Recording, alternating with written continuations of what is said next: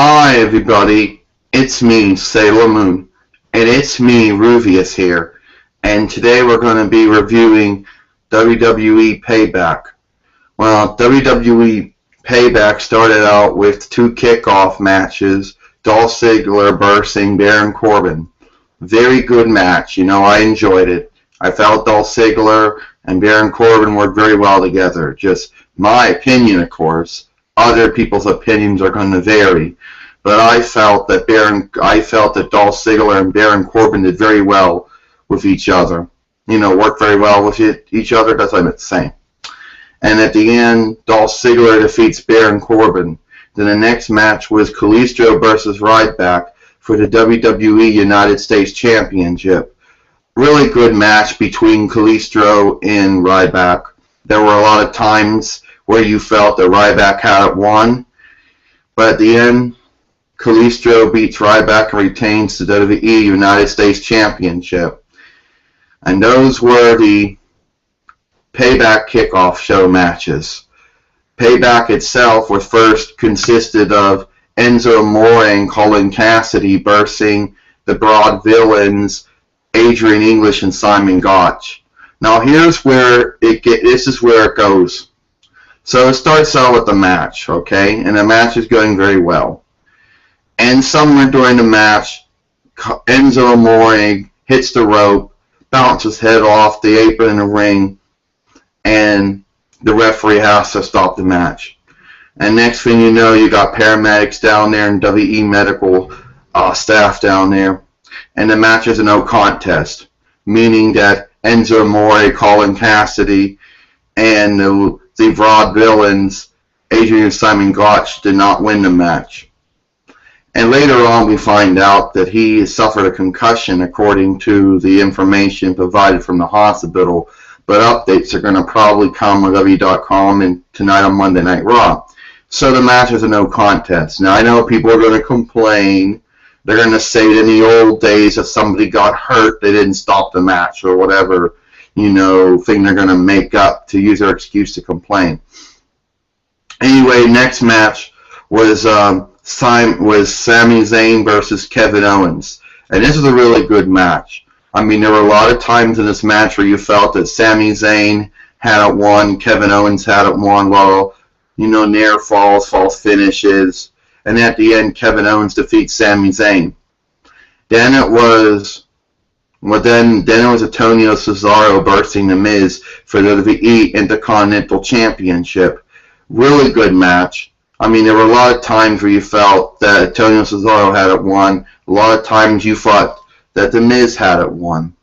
And then Sami Zayn and Kevin Owens are fighting again, and this causes a distraction that causes The Miz to defeat Antonio Cesaro and retain WWE Intercontinental Championship.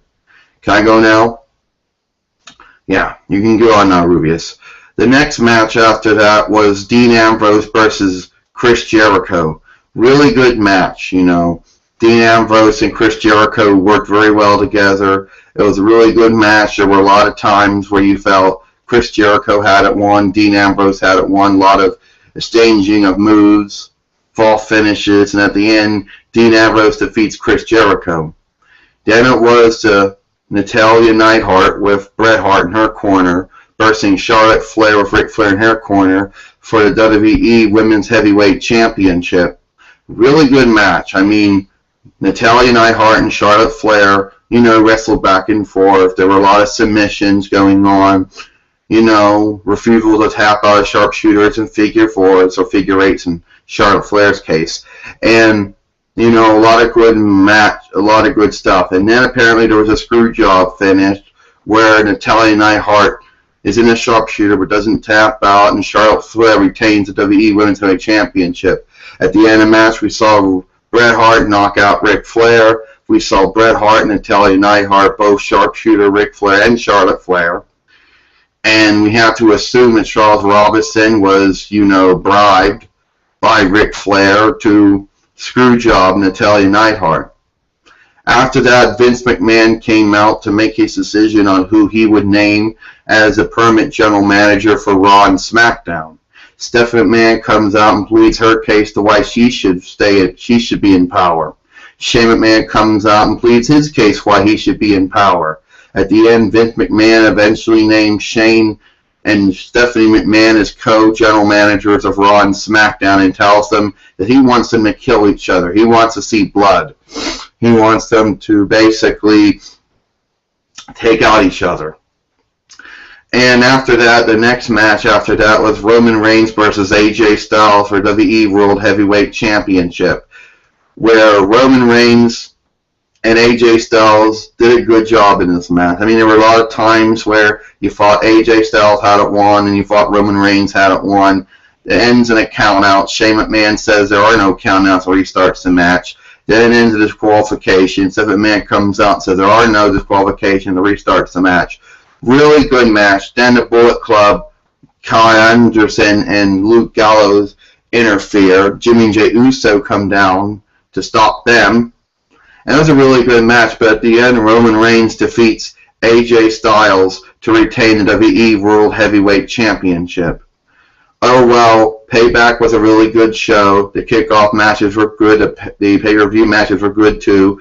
We learned that, according to the hospital information, that Enzo Amore only suffered a concussion, but that's all we know. There's going to probably be more updates on WWE.com and on Monday Night Raw about his condition. Anyway, I enjoyed it. I thought the show was good. It was very upsetting that Colin Cass, that Enzo Amore got injured and the match had to be called off, but still it was a good show. Sailor Moon, Rubeus, see you later.